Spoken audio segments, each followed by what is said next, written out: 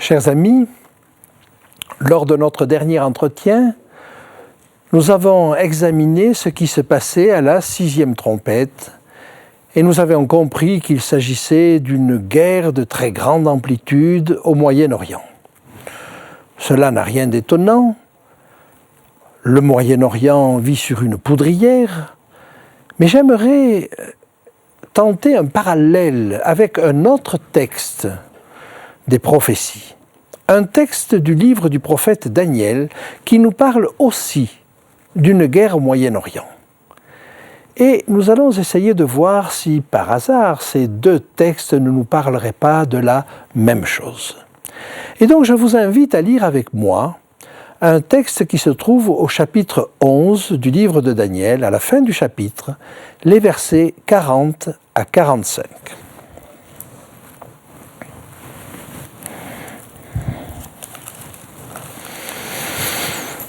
Au temps de la fin, le roi du Midi se heurtera contre lui et le roi du Septentrion fondra sur lui comme une tempête avec des chars et des cavaliers et avec de nombreux navires.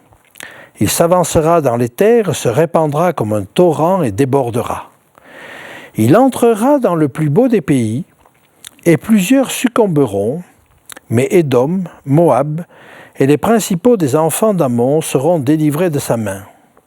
Il étendra sa main sur divers pays, et le pays d'Égypte n'échappera point. Il se rendra maître des trésors d'or et d'argent et de toutes les choses précieuses de l'Égypte. Les Libyens et les Éthiopiens seront à sa suite. Des nouvelles de l'Orient et du Septentrion viendront l'effrayer, et il partira avec une grande fureur pour détruire et exterminer des multitudes. Il dressera les tentes de son palais entre les mers, vers la glorieuse et sainte montagne, puis il arrivera à sa fin sans que personne lui soit à l'aide. Alors voilà un texte qui, sorti de son contexte, est bien difficile à interpréter, mais on va essayer d'en dresser les grandes lignes. Ce texte nous parle d'un affrontement entre le roi du Nord et le roi du Sud. En réalité, le début du chapitre 11 nous parle des affrontements entre le roi du Nord et le roi du Sud, mais à la période hellénistique, c'est-à-dire à la période de ceux qui ont succédé à Alexandre le Grand. Vous savez qu'Alexandre le Grand a établi un royaume considérable qui allait de la Grèce jusqu'à l'Inde, et que ce sont ensuite ces généraux, les diadoques, qui se sont partagés ce royaume. 4 royaumes, en gros, sont issus de cet immense royaume d'Alexandre le Grand. Mais les 2 plus grands ont été ce que l'on appelle par la suite, dans la suite du texte, le royaume du Nord et le royaume du Sud. Le royaume du Nord était tenu au départ par Séleucus et a donné toute la suite aux Séleucides. Et les rois s'appelaient en général Séleucus ou Antiochus, parfois Démétrius, alors que le royaume du Sud était tenu par les Ptolémées et n'était autre que l'Égypte. Et le dernier roi ou la dernière reine de cette lignée fut Cléopâtre. Pendant toute cette période, et avant que l'Empire romain ne fasse table rase de tout cela et n'englobe tout cela, les 2 royaumes du Nord et du Sud se sont combattus. Nous sommes là dans l'histoire, mais vous avez vu ce que dit le texte, au temps de la fin. Ce qui nous laisse entendre que, au temps de la fin, dans les derniers temps, dans les derniers jours, il y aura là encore un affrontement au Moyen-Orient entre les pays qui étaient représentés par l'Empire séleucide, qui s'étendait de la Turquie à l'Inde, de l'Asie mineure à l'Inde, et l'Égypte au sud. Que nous dit en gros ce texte-là? Il nous dit que le royaume du Nord sera aidé par les Libyens et les Éthiopiens. Il nous dit que ce royaume du Nord envahira le plus beau des pays. Et le plus beau des pays, c'est celui de Daniel. Bien évidemment, c'est la terre d'Israël, c'est la Palestine. Et il envahira également l'Égypte. Puis, j'ai oublié quelqu'un a une neutralité là-dedans. Édom, Moab, les enfants d'Ammon. Cela représente le territoire occupé actuellement par la Jordanie. Et il faut reconnaître que la Jordanie essaie de maintenir un statut d'équilibre entre les différentes forces en présence au Moyen-Orient. Bref, la situation géopolitique décrite par ce texte-là est assez proche de la situation actuelle. Guerre au Moyen-Orient. Mais elle se termine comment?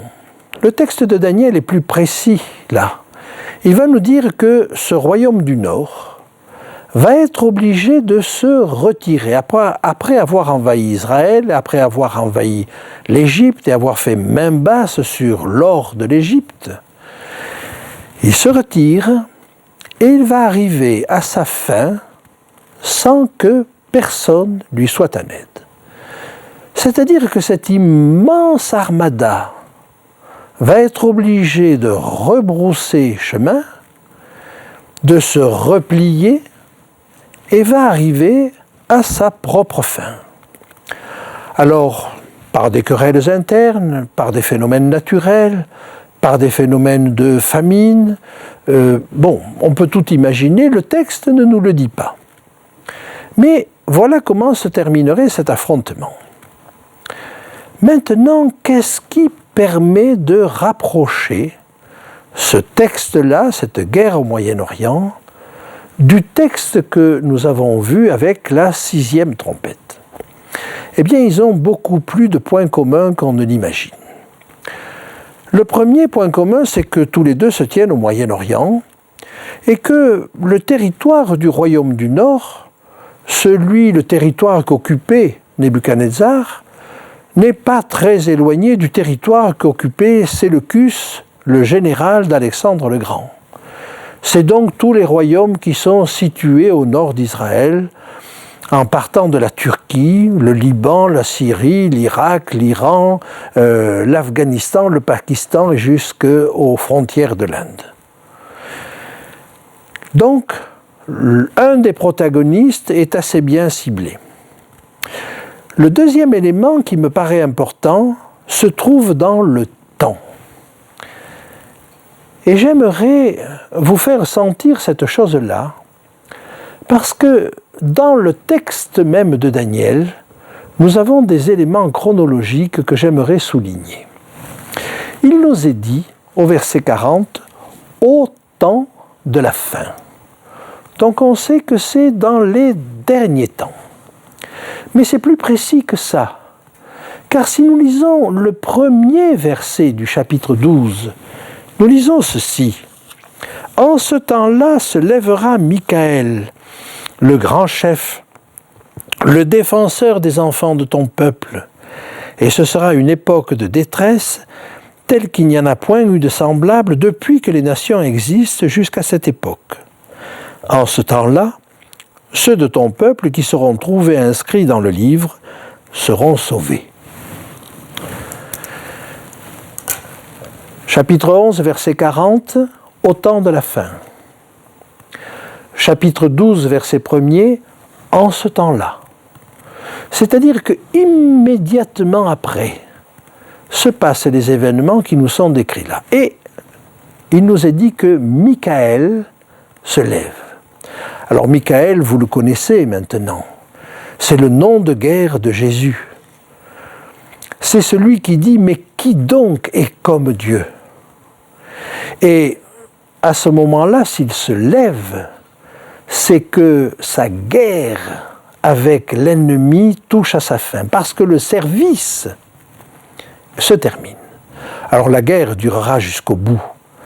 Mais le fait de dire que Michaël se lève montre que le service dans le sanctuaire est terminé. Et à ce moment-là arrive un temps de détresse que l'on peut très bien comparer au temps des coupes dans l'Apocalypse. J'aimerais vous montrer qu'on a la même chose dans l'Apocalypse avec la 7e trompette. Et je vous invite à lire avec moi au chapitre 11, à partir du verset 15.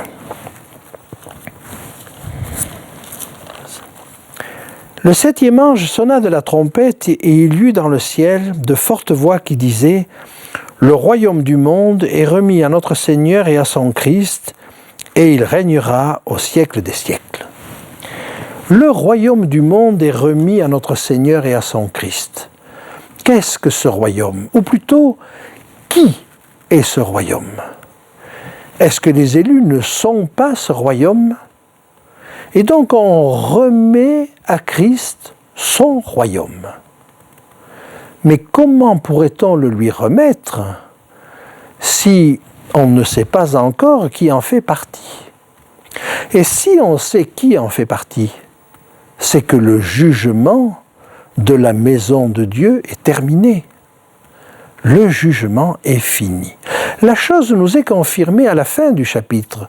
Regardez ce qui est dit au verset 19. « Et le temple de Dieu dans le ciel fut ouvert, et l'arche de son alliance apparut dans son temple. Et il y eut des éclairs, des voix, des tonnerres, un tremblement de terre et une forte grêle. » Si le temple est ouvert, cela évoque ce qui s'est passé à la mort de Jésus.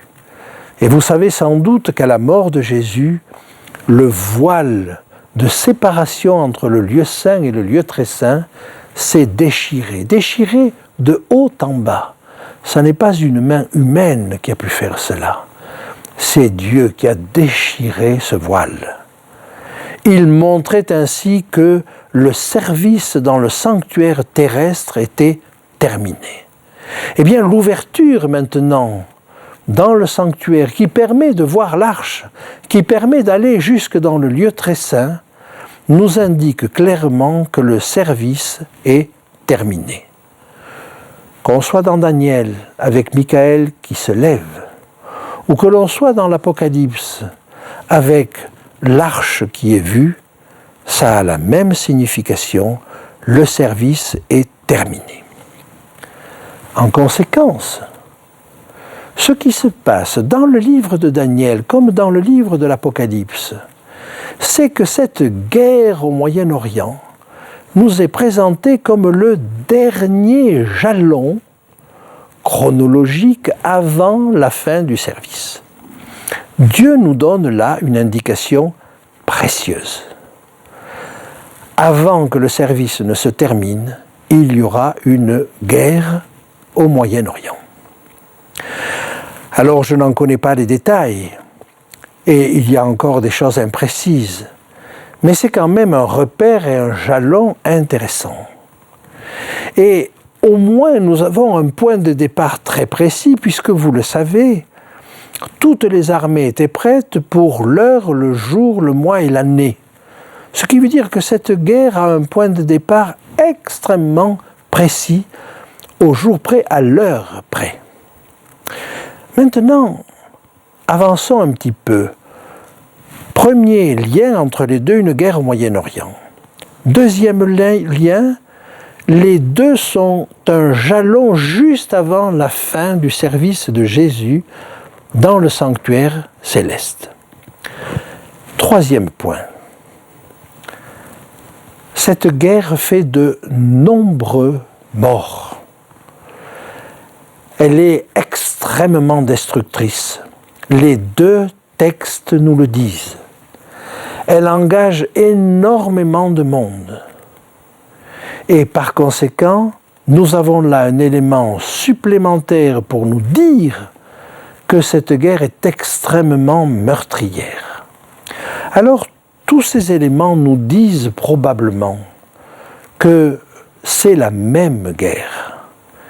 Et j'aimerais avancer encore un petit peu là, dans cette direction en vous montrant qu'il y a peut-être d'autres éléments qui vont suivre et qui vont nous permettre de mieux comprendre le lien qu'il y a ici entre le livre de Daniel et le livre de l'Apocalypse. Parce qu'à l'intérieur même de cette prophétie sur la 6e trompette, vous avez un supplément. Et ce supplément, il va nous être donné avec les chapitres 10 et le début du chapitre 11, le livre, le petit livre ouvert et les 2 témoins. Et tout cela se tient dans le temps de la 6e trompette. Et pour ce qui concerne le livre de Daniel, eh bien nous avons un addendum au livre de Daniel. Et j'aimerais vous entraîner là. Alors que la prophétie semble terminée, qu'on en est arrivé aux événements terribles qui peuvent être décrits par les coupes, j'aimerais vous montrer que le livre de Daniel lui-même nous amène jusqu'au moment du retour de Christ parce qu'il nous parle de résurrection. Lisons ceci.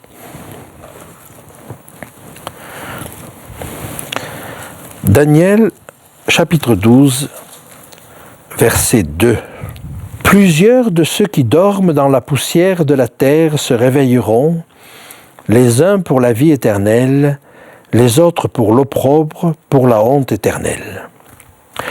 Ceux qui auront été intelligents brilleront comme la splendeur du ciel, et ceux qui auront enseigné la justice à la multitude brilleront comme les étoiles à toujours et à perpétuité.